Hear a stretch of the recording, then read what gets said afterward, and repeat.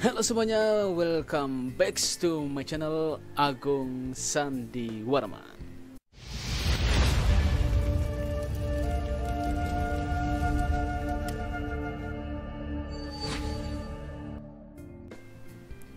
Oke, pada video kita kali ini kita akan membahas materi terkait dengan housekeeping, yaitu tentang penataan perlengkapan dan troli.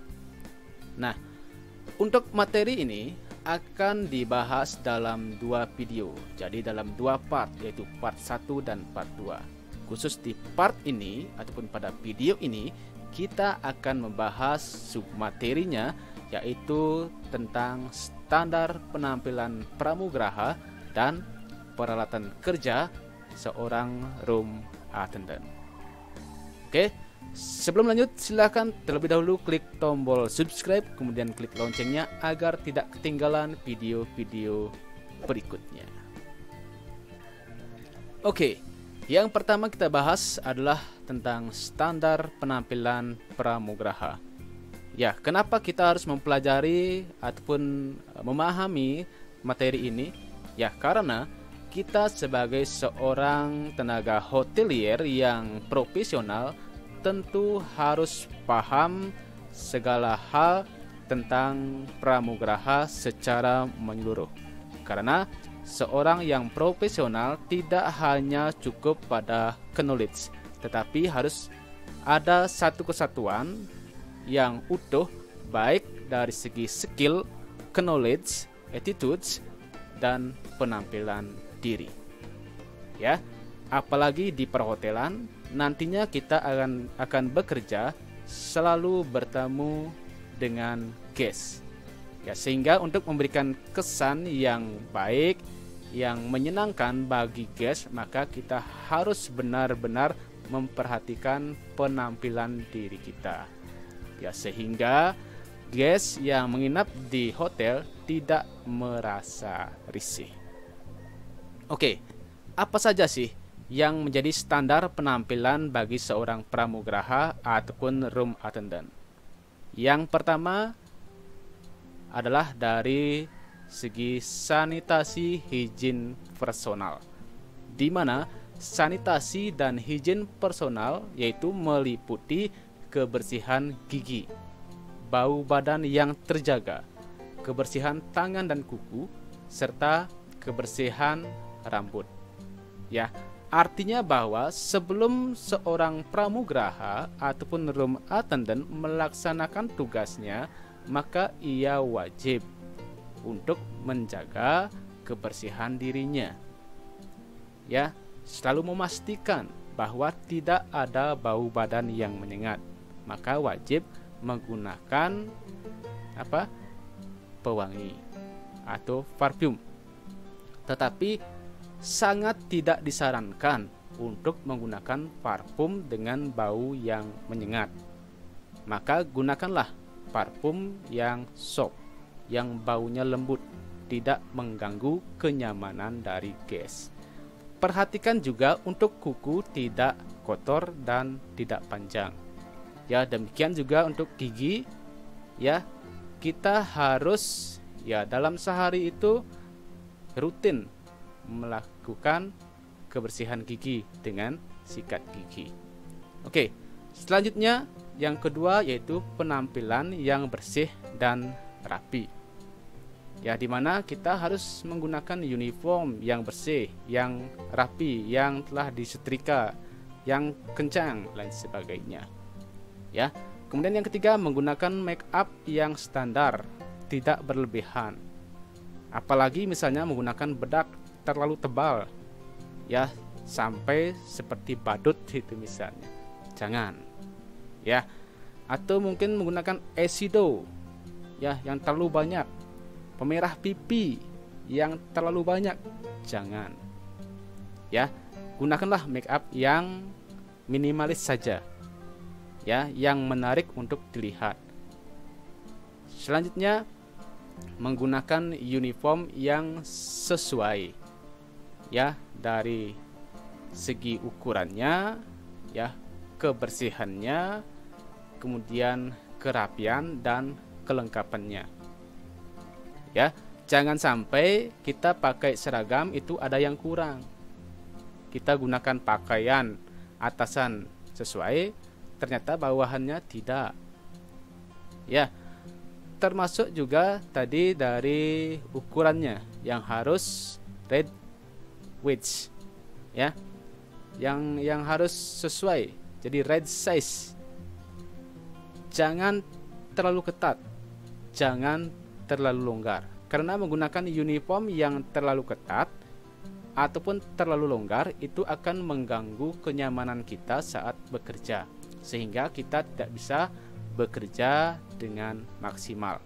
Contohnya, misalnya kita sebagai seorang room attendant, ya, room boy untuk yang laki-laki, room maid untuk yang perempuan, pada saat melaksanakan making bed akan memasukkan sheet ke bed, ternyata lengan bajunya masuk. Kenapa? Karena kepanjangan, ya.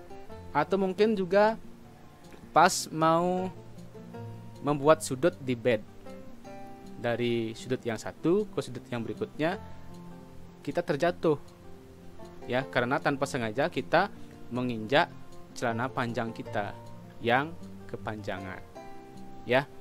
Atau mungkin ketika mau mendebarkan sheet, ya, robek baju kita. Kenapa? Karena terlalu ketat, ya. Jadi gunakanlah uniform yang right size, ya. Selanjutnya, menggunakan aksesoris yang tidak berlebihan. Contoh yang berlebihan bagaimana? Menggunakan gelang yang besar, kalung yang terlalu mencolok, kemudian juga anting-anting yang, ya, tidak enak untuk digunakan, yang terlalu panjang, yang terlalu besar gitu. Nah, kemudian ini untuk rambut, ya. Bagi pria, rambut tidak boleh menyentuh kerah baju. Rambut tidak boleh melewati daun telinga, ataupun tidak boleh kena daun telinga. Kemudian juga rambut bagian depan tidak kena alis, ya. Paling tidak harus seperti yang di sebelah ini, ya. Pada gambar tersebut bagaimana petugas room attendant itu menggunakan ataupun mengkondisikan rambutnya yang rapi, ya. Karena rambut yang terlalu panjang pasti selain mengganggu kinerja kita, itu juga mengganggu pemandangan, ya, yang membuat tamu merasa tidak nyaman. Kemudian bagi yang perempuan, ya, bagi yang perempuan atau yang disebut sebagai seorang roommate, maka rambut yang panjangnya melebihi bahu itu wajib hukumnya untuk diikat, ya. Paling bagus adalah di hairnet, ya. Agar apa? Ini agar terlihat rapi, ya, dan kita pun bekerja jadi nyaman. Guest yang melihat pun jadi senang juga, ya. Kemudian ini kembali lagi untuk yang pria ataupun seorang room boy, tidak boleh berkumis, tidak boleh berjenggot. Bagaimana kalau jenggotnya tumbuh? Ya cukur. Bagaimana kalau kumisnya tumbuh? Cukur, biar nampak rapi, ya. Itulah seorang room boy, ya. Kenapa itu harus dilakukan? Ya karena untuk memberikan rasa, ya, nyaman bagi kita untuk bekerja, ya, rasa nyaman bagi guest untuk melihat kita. Itu, ya.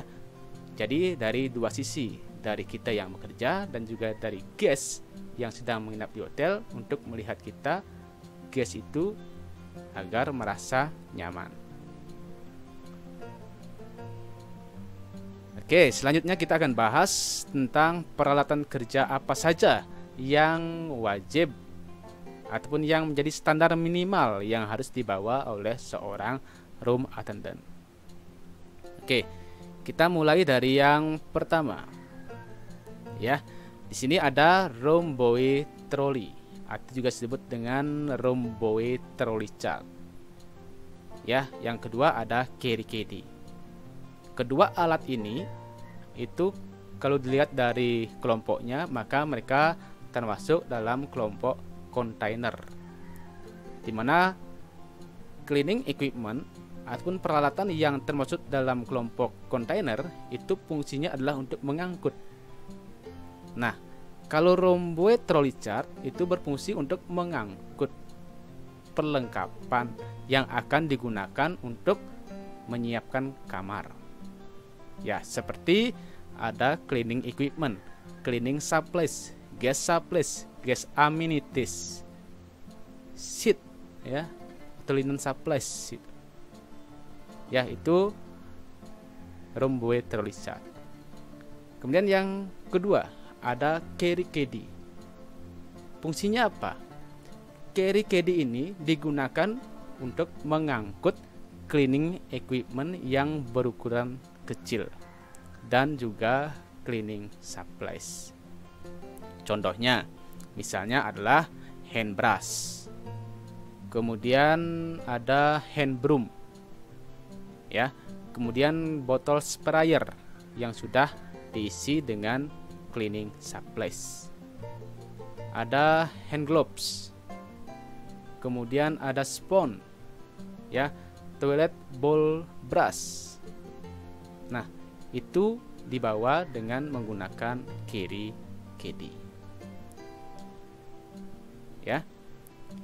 Nah, selanjutnya ada vacuum cleaner. Ya, vacuum cleaner ini digunakan untuk membersihkan debu, ya, dengan cara disedot. Ya, disedot dengan vacuum ini.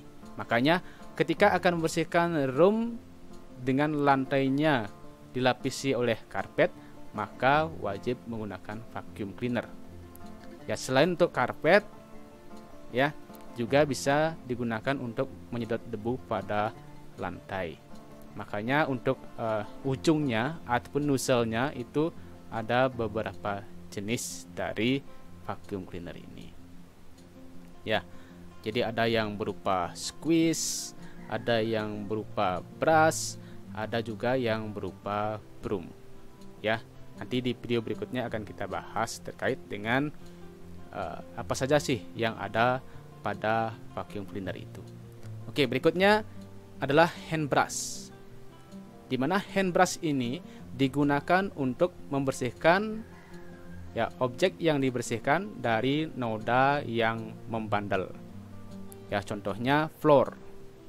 Ya, ketika misalnya ada kotoran yang sulit untuk dibersihkan dengan menggunakan broom atau dengan sekedar di mop saja, maka perlu untuk di brushing.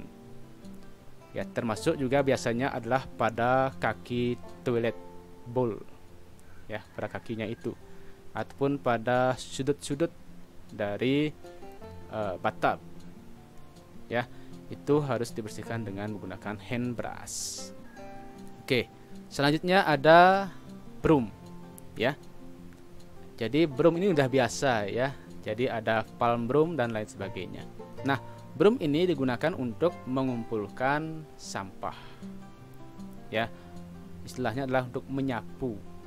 Ya, kalau bahasa Inggrisnya itu adalah sweeping, gitu. Jadi menyapu. Jadi broom ini berfungsi untuk sweeping, digunakan untuk menyapu ataupun mengumpulkan sampah yang nantinya akan ditampung pada dustbin. Ya. Jadi disapu, dikumpulkan dengan broom, kemudian diangkut dengan menggunakan dustbin. Nah, dari dustbin ini nanti akan dimasukkan ke dalam garbage hamper yang ada di Romboe trolley chart. Ya, ataupun nanti bisa dimasukkan ke dalam dustbin. Oke, selanjutnya mop and stick. Itu ya. Mop and stick digunakan untuk apa? Mop digunakan untuk mopping atau mengepel. Ya. Jadi mop ini digunakan untuk mopping ataupun mengepel lantai. Ya. Selanjutnya ada toilet bowl brush. Ini ya. Jadi toilet bowl brush ini digunakan untuk menyikat ataupun brushing toilet bowl. Ya, pinggiran dari toilet bowl itu.